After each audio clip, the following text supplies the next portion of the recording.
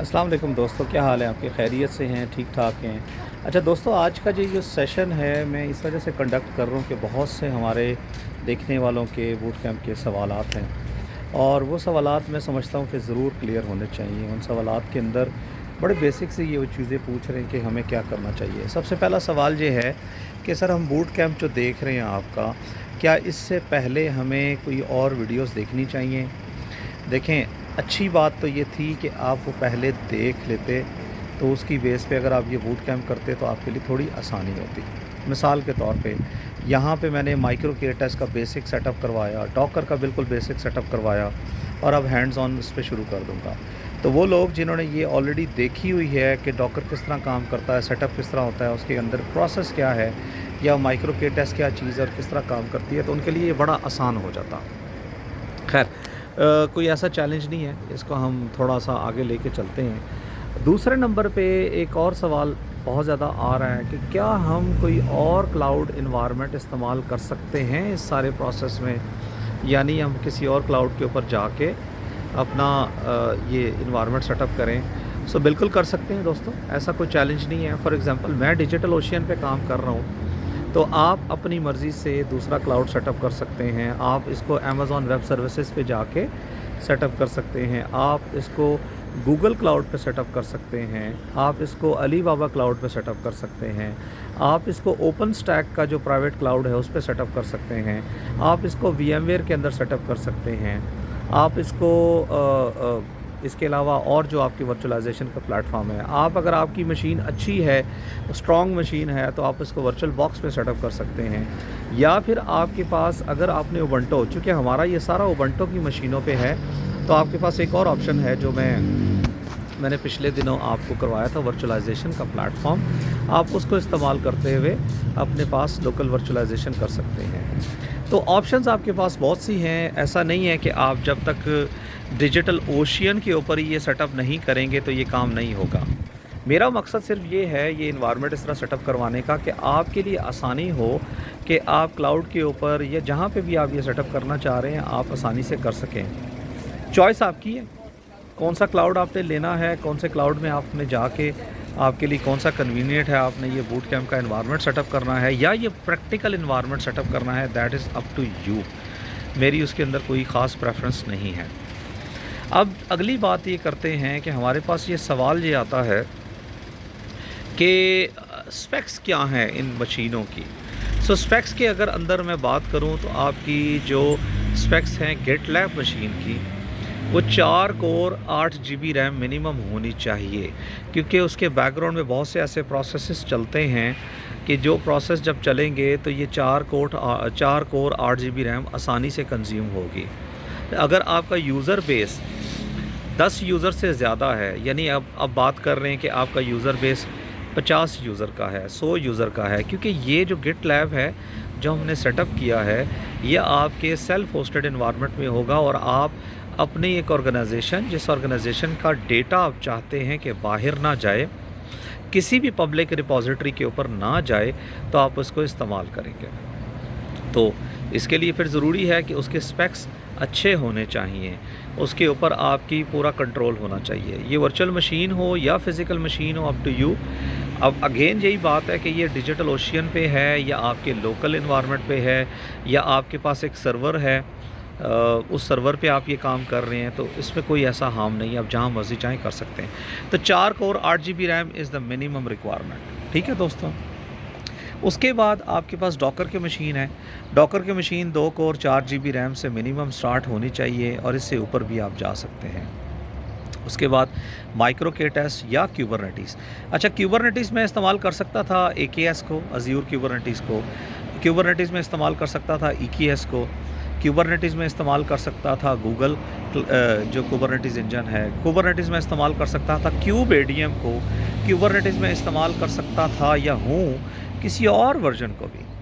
लेकिन मैंने माइक्रो के टेस्ट क्यों किया? मैंने माइक्रो के टेस्ट इस वजह से किया दोस्तों कि ये एक बड़ा छोटा सा स्मॉल सा वर्जन है जो आपके इंफ्रास्ट्रक्चर पे, आपके इन्वायरमेंट पे ज़्यादा लोड नहीं डालेगा और आप इसके ऊपर बड़ी आसानी से कॉन्फ़िगरेशन करके एक पूरा सेटअप इन्वायरमेंट कर सकते हैं और आप अपनी एप्लीकेशन को इस पर डिप्लॉय कर सकते हैं। क्यूबरनेटिस में हम एक काम करेंगे, मिनिमम इसका मैंने आपको बताया 2 कोर 4 GB रैम, लेकिन ये है आपका बेस माइक्रो के टेस्ट सेटअप करने का जो आपका इन्वायरमेंट है उसकी रिक्वायरमेंट है। अगर आप जाएंगे इसको बड़ा करेंगे, यानी इसके ऊपर एप्लीकेशन सब लोड करेंगे, कोई ऐसी एप्लीकेशन आती है जिसका लोड अच्छा होगा, फॉर एग्ज़ाम्पल आपने वर्डप्रेस और आपने इसके ऊपर कुछ और चीज़ें सेटअप करनी है, तो फिर उसके मामले में ने आपको बड़ा ज़रूरी है कि आपको ये सोचना पड़ेगा कि उस एप्लीकेशन का लोड कितना है, और मिनिमम 2 कोर और 4 GB रैम आपके माइक्रो के टेस्ट के बेस इंजन के लिए होना चाहिए, और छोटी मोटी कोई एप्लीकेशन चलाने के लिए आप इसको इस्तेमाल कर सकते हैं। एप्लीकेशन बड़ी होगी तो आपका ये नोड बड़ा हो जाएगा। माइक्रो के टेस्ट के साथ में आपको सिंगल नोड अभी मैंने सेटअप किया है, मैं आपको दूसरा नोड सेटअप करना अभी सिखाऊंगा इंशाल्लाह। और हम इसी इन्वायरमेंट को, जब इस इन्वायरमेंट को हम नेक्स्ट लेवल पे स्केल अप करेंगे, यानी इसके अंदर नोड्स ऐड करेंगे, जब हमारी एप्लीकेशन चलेगी, तो उस वक्त मैं आपको माइक्रो के टेस्ट के अंदर नोड्स को ऐड करना इंशाल्लाह सिखाऊंगा। 1 नोड या 2 नोड, बड़ा आसान तरीका है, बहुत ही आसानी से आप वो नोड्स ऐड कर सकते हैं। देखें कहीं पे लिखा नहीं हुआ कि आपने क्यूबरनेटिस जब चलाना है तो क्यूब एडीएम ही चलाना है, या आपने ओपन शिफ्ट ही चलाना है, या आपने माइक्रो के टेस्ट ही चलाना है, या आपने रेंचर ही चलाना है, या आपने वो इन्वायरमेंट जो कि आपको पब्लिकली मिलते हैं वही चलाने हैं। ये आपकी चॉइस है एज अ टेक्निकल एक्सपर्ट कि आप क्यूबरनेटिस का कौन सा वर्जन, कौन सी डिस्ट्रीब्यूशन आप चलाना चाहते हैं। सो मेरी चॉइस ये है कि मैं माइक्रो के टेस्ट को एक छोटे इन्वायरमेंट के ऊपर चलाऊं।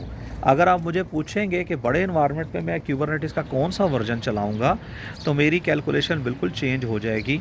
वहाँ पे मैं आपको चार्म्ड कुबरनेटिस की बात करूँगा। अगर आप बात करेंगे कि सर्टिफाइड इन्वायरमेंट होना चाहिए जहाँ रेड हैट की सर्टिफाइड एप्लीकेशन चलेंगी, तो मेरी चॉइस जहाँ पे जाके रेड हैट ओपन शिफ्ट पे चली जाती है। पिछले साल याद करिएगा मैंने आपको पूरा बूट कैंप करवाया था रेड हैट ओपन शिफ्ट का, ताकि आपका कैरियर उसके अंदर बढ़ सके। सो ये चॉइस हमारी है एज अ टेक्निकल रिसोर्स कि हम कौन सा क्यूबरनेटिस का वर्जन किस जगह पे सेटअप करते हैं। अगर आपने 2-4 नोड 10 नोड तक भी जाना है तो आप बड़ी आसानी से माइक्रो के टेस्ट को सेटअप कर सकते हैं। माइक्रो के टेस्ट को सेटअप करने की एक और वजह है, पिछले दिनों मैंने क्यू फ्लो का एक पूरा बूट कैंप नहीं कहना चाहिए उसको, प्लेलिस्ट लॉन्च की है। उस प्लेलिस्ट पे मैंने आपको ये सिखाया है कि आपका जो एआई का डेवलपमेंट का इन्वायरमेंट है, जहाँ पे आपका एआई का पूरा इन्वायरमेंट बिल्ड करते हैं, तो आप उसको कैसे सेटअप कर सकते हैं। तो उसमें मैंने 2 चीज़ें आपको करवाई। सबसे पहले माइक्रो के टेस्ट सेटअप करना सिखाया, उसके ऊपर जीपीयू इनेबल करना सिखाया, और उसके बाद चार्म्ड का जो प्रोसेस है, जूजू चार्म जिसको आप कहते हैं, उसके ज़रिए मैंने चार्म्ड क्यू फ्लो और चार्म्ड एमएल फ्लो को भी वहाँ सेटअप करना सिखाया। ये मैं रेफ़र इस वजह से कर रहा हूँ कि जो कन्फ्यूजन है ना दोस्तों की कि सर ये तो हमें समझ नहीं आ रही कहाँ से करेंगे, तो आप थोड़ा सा एक ज़रूर कोशिश करें। मेरे चैनल पे माशाल्लाह इस वक्त तकरीबन 400 वीडियोस मौजूद हैं, तो ज़रा सर्च भी कर लें, जाके सर्च करेंगे तो आपको बहुत सी वीडियोस जो आप चाहते हैं, आप इस्तेमाल करना चाहते हैं, देखना चाहते हैं, आपको वहाँ पे मौजूद मिलेंगे। सो ये बात होगी क्यूबरनेटिस की। इसके बाद हमने मॉनिटरिंग ऑफ इंफ्रास्ट्रक्चर की बात की है। हाँ, हम प्रोमीथियस ग्राफाना के ज़रिए भी मॉनिटर कर सकते हैं ये सारा कुछ, लेकिन मैंने यहाँ पे मॉनिटरिंग ऑफ इंफ्रास्ट्रक्चर में जो टूल इस्तेमाल किया है वो है जनाबे अली चेकएमके। चेकएमके का मैं आपको थोड़ा सा एक्सपीरियंस बताता जो अपना। चेकएमके वो टूल है जो मैंने अपने पास एक बहुत बड़े इन्वायरमेंट को मॉनिटर करने के लिए इस्तेमाल किया था, और मैं लिटरली ये बात करूँ हज़ारों मशीनों को मॉनिटर करने के लिए इस्तेमाल किया था, हज़ारों और लाखों सर्विसेज। सो आपके पास चेकएमके टूल एक ऐसा टूल है, अच्छा उसके भी 2 वर्जन्स हैं जो मेरी नज़र में, वैसे तो वर्जन उसके 4 हैं लेकिन मैं बताऊंगा 2 वर्जन्स। एक वर्जन है रॉ का। रॉ में ये है कि वो आपको सपोर्ट नहीं देते, आपको ओपन सोर्स का पूरा उसकी कम्युनिटी सपोर्ट अवेलेबल होती है, उसके अपडेटेड वर्जन आते हैं और उसके अंदर कोई इन्हांस फीचर्स नहीं होंगे, जो एक पैटर्न है। तो आप रॉ का ये वर्जन इस्तेमाल कर सकते हैं। दूसरा इसका तरीका है कि आप यहाँ पे इंटरप्राइज एडिशन लें। इंटरप्राइज़ एडिशन में आपको सेल्फ होस्टेड भी चाहिए तो वो भी कर सकते हैं आप। इनका सेल्फ होस्टेड के बजाय मैनेज बाय देम वो भी इस्तेमाल कर सकते हैं जो SaaS मॉडल है। तो ये आपके पास ऑप्शंस मौजूद हैं। तो मैंने CheckMK का वो वर्जन आपके लिए सेटअप किया है जो कि इसका रॉ का वर्जन है, जो कि बहुत अच्छा वर्जन है, ऐसा नहीं है कि उसके अंदर कोई कमी है। तो रॉ के वर्जन के अंदर आप जाके बड़ी आसानी से अपना इन्वायरमेंट मॉनिटर कर सकते हैं। आपके पास 50 मशीनें, 100 मशीनें, फ़िज़िकल, वर्चुअल, इससे भी ज़्यादा, इवन रॉ के अंदर आपको कोई लिमिट नहीं है। आप 1000 10,000 मशीनें भी मॉनिटर कर सकते हैं।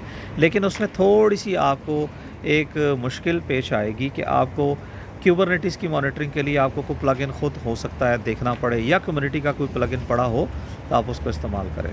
लेकिन मैं इसको यहाँ पे एज आ इंफ्रास्ट्रक्चर मॉनिटरिंग के तौर पे इस्तेमाल कर रहा हूँ। मैं इसको क्यूबरनेटिस की मॉनिटरिंग के तौर पे इस्तेमाल नहीं कर रहा। क्यूबरनेटिस की मॉनिटरिंग के लिए हम कुछ और इस्तेमाल करेंगे, ठीक है जी। वो क्यूबरनेटिस के ऊपर ही हम इनेबल करेंगे। तो इसको अब आप ज़रा इंफ्रास्ट्रक्चर से मुराद है कि वर्चुअल मशीन, उसके ऊपर स्टोरेज, उसके ऊपर रैम, उसके ऊपर CPU, उसके नेटवर्क कार्ड्स, या उसकी बेसिक जो सर्विसेज हैं SSH की सर्विस या इस तरह की जो सर्विसेज हैं हम उनको मॉनिटर कर सकें, ठीक है। या अपाची वगैरह उसके ऊपर चल रहा है या NGINX चल रहा है, तो आप बड़ी आसानी से उनको मॉनिटर कर सकते हैं CheckMK के ऊपर। और जैसा मैंने कम्युनिटी का एक थोड़ा सा आपको ग्लिम्स दिया था, CheckMK का एक्सचेंज का जो है प्लेटफॉर्म, कम्युनिटी का प्लेटफॉर्म, उसको इस्तेमाल करते हुए आप बड़ी आसानी से वहाँ से प्लगइन को डाउनलोड करके जो मुख्तलिफ़ सर्विसेज हैं उनको आप सेटअप कर सकते हैं। तो ये आपके पास ऑप्शन मौजूद है CheckMK के ऊपर। अच्छा, अब मैं नेक्स्ट आपको इंशाल्लाह एक डेटाबेस को भी बनाना सिखाऊंगा, लेकिन वो डेटाबेस तब बनाएंगे जब हम कोई एप्लीकेशन डिसाइड करेंगे, हमने डिसाइड की हुई है, फिर हम डिप्लॉय करेंगे। उससे पहले हमने इंशाल्लाह जो GitLab का जो बेसिक इंट्रो है हम उसको इंशाल्लाह डिस्कस करेंगे। मैं चाहता हूँ कि आप सवाल करें ग्रुप में और उन सवालों का मैं आपसे जवाब दूँ। तो बात दोबारा वही है कि जब तक आप ये गो थ्रू नहीं करेंगे ये बूट कैंप, आपको समझ नहीं आएगी कि मार्केट में क्या चल रहा है। हमारे इस बूट कैंप के अंदर हमने कोशिश ये की है और कोशिश ये कर रहे हैं कि हम मैक्सिमम वो चीज़ें लेके आएँ जो आपको प्रोडक्शन ग्रेड में सेटअप करने के लिए इस्तेमाल होती हैं। मैं ये नहीं क्लेम कर रहा कि आपको बहुत बड़ी चीज़ें मैं उस पर करवा रहा हूँ, लेकिन मैं ये ज़रूर क्लेम कर रहा हूँ कि आप बेसिक अपना इंफ्रास्ट्रक्चर जिसमें आप क्यूबरनेटिस को लगाना, उसके ऊपर GitLab का CI/CD पाइपलाइन बिल्ड करना, GitLab के अंदर कंटेनर रजिस्ट्री, या फिर गूगल की या पर अज्यूर की या डिजिटल ओशियन की या आपकी सेल्फ होस्टेड जो भी कंटेनर रजिस्ट्री है उसको सेटअप करना आप इसके ऊपर कर सकते हैं, ठीक है जी। ये इंपॉर्टेंट चीज़ें हैं। फिर उसके बाद पूरी CI/CD पाइपलाइन बिल्ड करना।